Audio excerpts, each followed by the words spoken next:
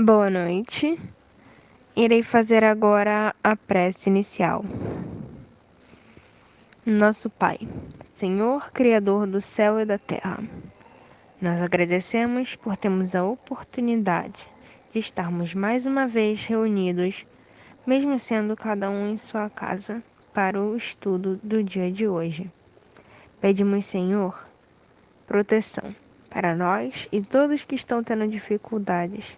Pedimos coragem para enfrentarmos as provas da vida. Pedimos também perdão por tudo que fizemos de errado e que perdoemos os outros à nossa volta. Pedimos também uma boa noite a todos e que o Senhor abençoe a nossa irmã Mônica, que irá fazer o estudo de hoje. Boa noite a todos. Agradecemos a prece da nossa irmãzinha Yasmin. Vamos rogar a Deus que nos ampare, nos ilumine, para que todos nós possamos tirar os melhores proveitos do que vamos ver na noite de hoje. Graças a Deus. Bem, então vamos dar continuidade ao nosso estudo do Livro dos Espíritos. Após o estudo do capítulo 4, que trata da pluralidade das existências, no capítulo 5, ele é todo dedicado às considerações de Kardec sobre esse tema, né? A pluralidade das existências. Então, nós temos ali o item 222, é um item bem grande, que foi dividido em trechos. E hoje nós vamos ter o estudo de um desses trechos aí, que é o que nós vamos conversar na noite de hoje. Bem, então no trecho anterior, Kardec faz uma colocação. Ele apresenta a tese de que a doutrina da reencarnação ou ela existiria como uma verdade, não é? Ou ela não existiria. E Kardec coloca que em caso positivo, né, que caso nós reconheçamos a reencarnação como uma lei efetiva que de fato exista, não adianta que nós nos oponhamos a ela. Quer concordemos ou não, todos nós estaríamos inseridos nessa realidade, então nenhuma diferença faria a oposição das criaturas. Se a reencarnação não existe, Kardec aí coloca, na verdade, uma divisão entre outros dois subtipos. Aqueles que negam a reencarnação porque acreditam que após a morte do corpo físico nada mais existiria, né? Seria anulação total, ou então que a alma após a morte do corpo físico se uniria ao todo universal, né? E perderia também dessa forma a sua individualidade, o que no final das contas acabaria sendo a mesma coisa, né? A doutrina de que o pensamento, melhor dizendo, de que a alma, após a morte do corpo físico, ela se reduz, perde a sua individualidade, então, obviamente, ela deixa de existir. E Kardec coloca um outro grupo daqueles que negam a doutrina da reencarnação, mas que acreditam num futuro qualquer. E ele diz que é justamente a esse grupo que ele vai se dirigir, é para esse grupo de pessoas que ele aponta as suas considerações. Quando nós examinamos lá o livro dos médiuns, Kardec vai tratar do método, quando ele coloca a melhor forma, né, a melhor metodologia de se iniciar no estudo da doutrina espírita. Kardec coloca lá que, na realidade, quando nós vamos começar a tratar do estudo do espiritismo, a questão dos espíritos, na realidade, ela é secundária. E durante todo esse item aí da consideração sobre a pluralidade das existências, Kardec em nenhum momento vai tratar da questão dos espíritos. Ele vai apenas se deter no estudo de que o homem tem uma alma, né? Então é bem aquilo que ele fala lá no método, que antes de se fazer alguém espírita, cumpre primeiro que se faça dele um espiritualista. Então, lá no método, Kardec, as perguntas que Kardec se faz, né? Se essa criatura que vai se dispor a estudar a doutrina espírita, ela crê na existência da alma, na sobrevivência ao corpo, na individualidade após a morte. Então, isso são coisas que não se pode perder de vista durante o exame da reencarnação, né? Para a gente acreditar que uma alma exista após a morte do corpo, primeiro a gente precisa acreditar que se tem uma alma, que ela vai sobreviver e que ela não vai perder a sua individualidade depois do fenômeno da morte. E a colocação seguinte que Kardec se faz é: bem, então se a gente acredita que existe uma alma que vai sobreviver, que existe um futuro para essa alma após a morte, na pergunta seguinte, no questionamento seguinte que Kardec se faz é o seguinte: então esse futuro, ele seria o mesmo para todas as criaturas? Todas as criaturas que experienciam a vida, passam pelo processo da morte, vão ter a sua experiência futura no mundo espiritual. Essa experiência seria igual para todos eles? Bem, aí nós temos várias gradações de situações de criaturas enquanto espíritos, né? Nós temos num extremo da linha a figura de Átila Uno, que foi aquela figura histórica que todo mundo conhece, espalhou terror, né, em todos os lugares onde ele passava, trazia atrás de si todo um contexto de destruição, de morte, coisas realmente muito negativas. E no outro extremo, nós temos a figura do Dr. Adolfo Bezerra de Menezes, né? Aquela figura que teve a sua vida dedicada ao bem da humanidade, ao bem do seu próximo, espalhou bem, luz, durante a sua existência, por onde passou, que alcançou a graça de ascender a mundos melhores e abriu mão disso, né? É conhecido por todos nós a história do Dr. Adolfo Bezerra de Menezes, recebido por Maria Santíssima, recebeu dela notícia de que teria o direito de ir habitar mundos melhores e abriu mão dessa concessão para poder continuar conosco aqui no orbe terrestre. Bem, entre esses dois extremos da linha, nós temos a situação da grande maioria da humanidade, né? Que já deixou para trás esse passado de destruição, de trevas, mas ainda não alcançou aquela plenitude maravilhosa da vida, do alcance espiritual do espírito como Bezerra de Menezes. Então, essa grande maioria da humanidade, na verdade, somos quem? Somos quase todos nós, né? É a nossa realidade, é aquilo que nos diz respeito. E Kardec, então, coloca ali, se essa grande maioria da humanidade se encontra nessa situação mediana, né, no meio do caminho entre uma coisa e outra, qual sentido faria nós condenarmos essas criaturas, nós nos condenarmos a um futuro de dores, de dificuldades, de provações em caráter eterno, né?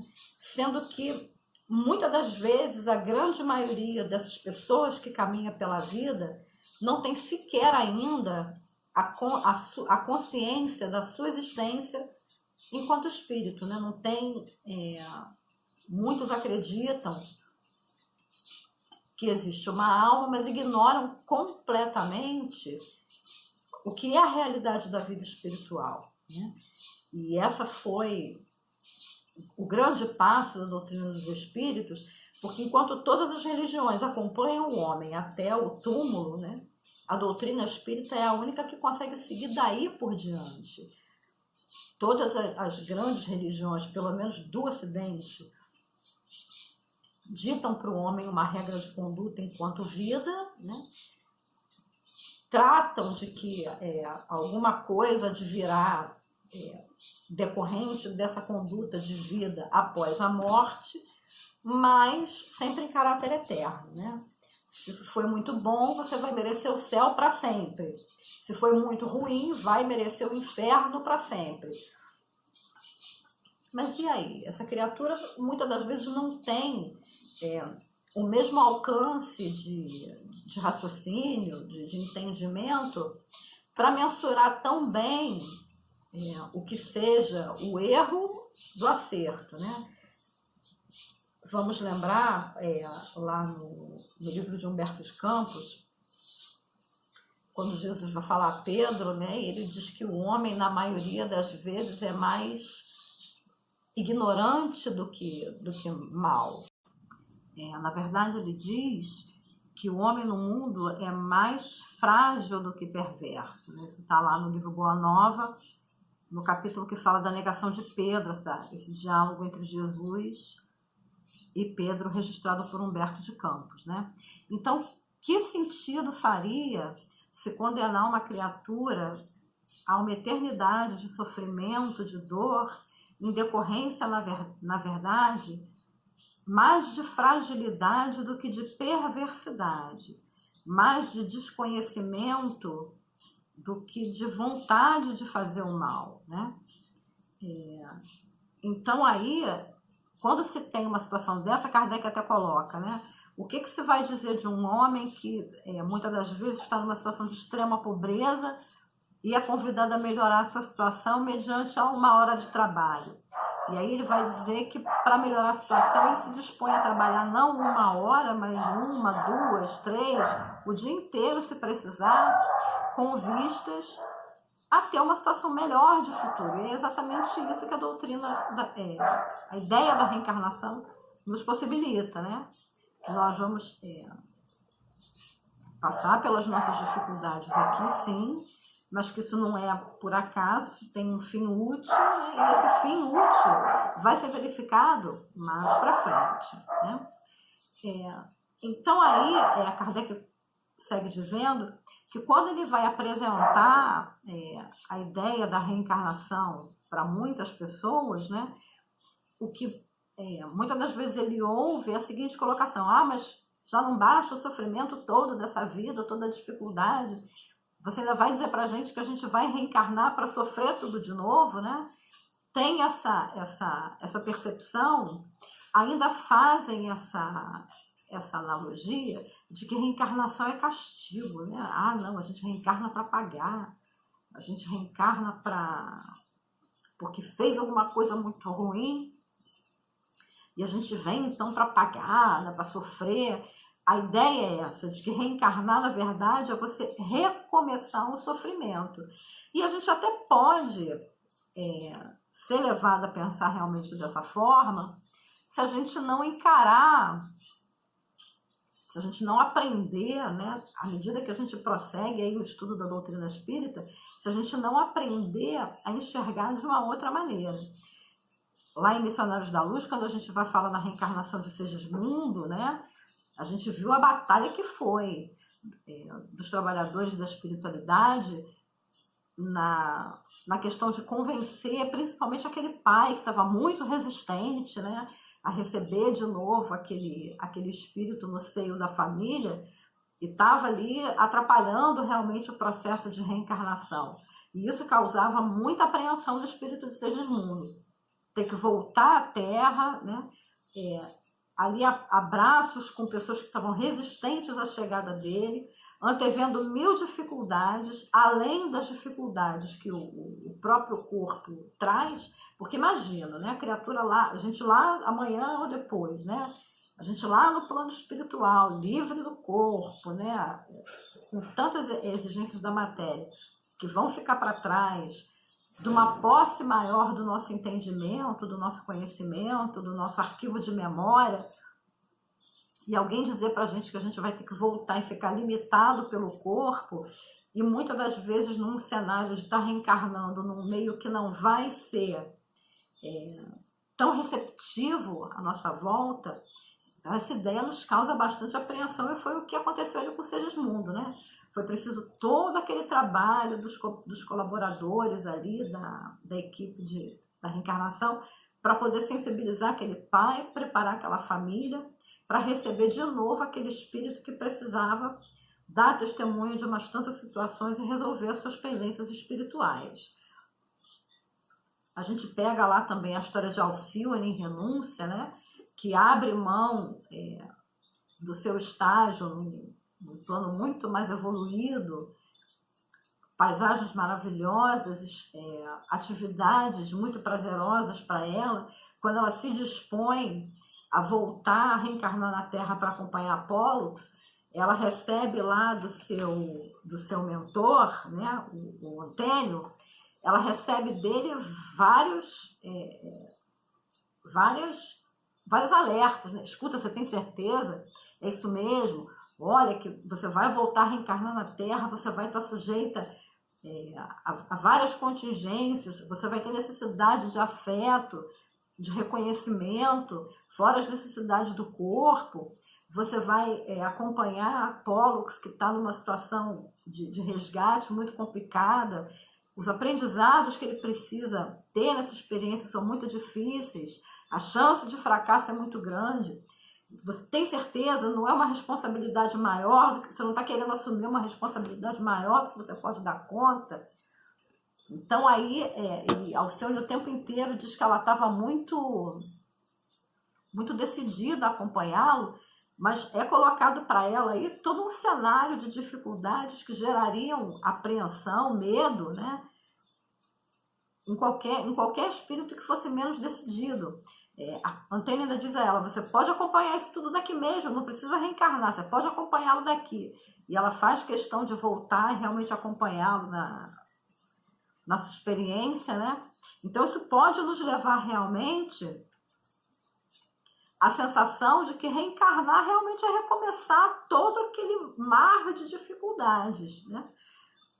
Mas aí Kardec continua argumentando, né? Sim, a gente lida realmente com as dificuldades que a gente encontra quando reencarna. Mas quando nós temos a compreensão de que essas dificuldades, na grande maioria das vezes, a responsabilidade delas são nossas, né? Não foram outras pessoas que colocaram essas dificuldades nos nossos caminhos. O artífice dessas dificuldades fomos nós mesmos. Nós somos os responsáveis por elas.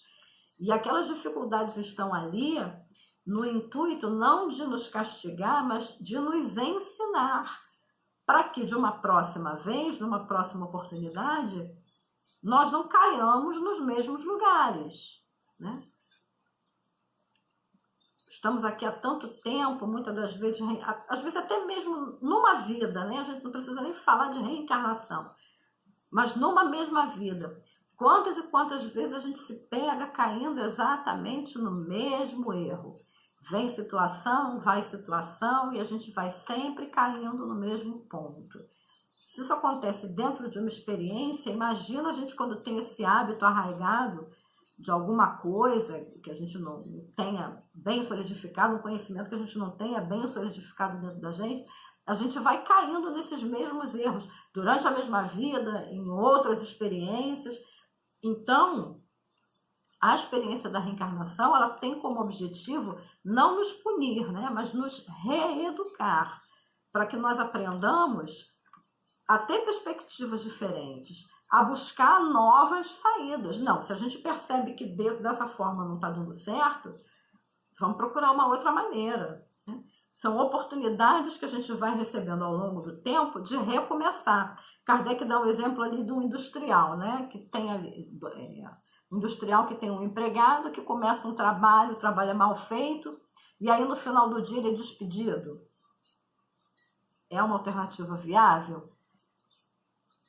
A alternativa que ele propõe é você chamar o camarada no final de dia e dizer assim, hoje você perdeu o seu dia, mas amanhã você vai recomeçar a fazer o mesmo serviço. E é exatamente essa oportunidade que Deus nos dá, né? Muitas das vezes a gente perde ou não aproveita tão bem a nossa oportunidade reencarnatória, e quando a gente chega lá na hora de aferir, né, os nossos valores, as nossas conquistas, a gente percebe que essa oportunidade não foi tão bem aproveitada quanto poderia ser, né? A gente percebe quantas oportunidades a gente deixou passar, quanta coisa a gente perdeu, quantas vezes nós continuamos caindo nas mesmas coisas. E a experiência da reencarnação é uma oportunidade que Deus vai nos dar de recomeçar o nosso trabalho. Não, olha, aqui não foi muito bom, mas você faz o seguinte, volta lá e faz de novo, né? Não é condenação eterna, é uma oportunidade da gente refazer o nosso caminho. E a gente termina, né, com a colocação da própria Alcione, quando ela vai dizer para que a gente não retenha a noção dos castigos implacáveis.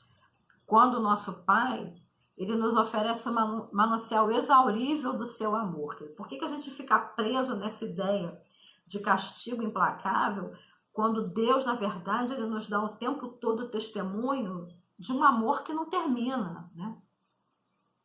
Por que a gente atribui tanta importância ao sofrimento? E ela diz que é para a gente se levantar. Pergunta se a gente esqueceu de Jesus. Ela lembra que Jesus padeceu por todos, né, sem culpa. E aonde é que nós estamos que não sentimos prazer em trabalhar de qualquer forma por amor ao seu nome? Então é isso aí, né? É a gente lembrar, ter em mente o exemplo de Jesus. Jesus aceitou voltar ao planeta sem experiência de resgate nenhum. Ele voltou simplesmente por amor das criaturas, para nos mostrar o caminho certo. E se ele foi capaz de tamanha lição de amor, de abnegação, para nos acompanhar e nos indicar o caminho, por que é que nós ficamos presos na ideia de sofrimento e não encaramos todas as oportunidades que a vida nos dá de testemunhar um reconhecimento a esse sacrifício de Jesus, né? Se ele veio para nos educar, e nós estamos aqui na condição de alunos repetentes, por que é que nós não nos dispomos a refazer a série, né, em homenagem a esse grande educador, em reconhecimento desse professor por excelência que foi Jesus, né?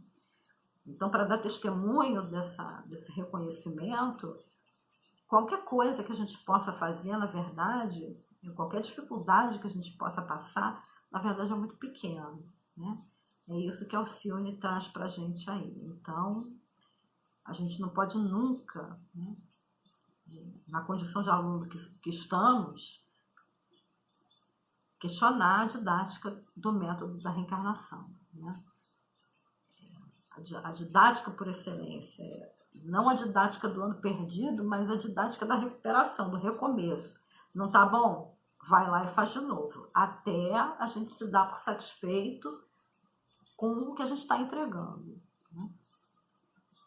Bem, então eram essas as reflexões que nós tínhamos para a noite de hoje. Vamos terminar nossa noite unindo os nossos pensamentos, agradecendo a Deus, a Jesus, pela oportunidade de reflexão,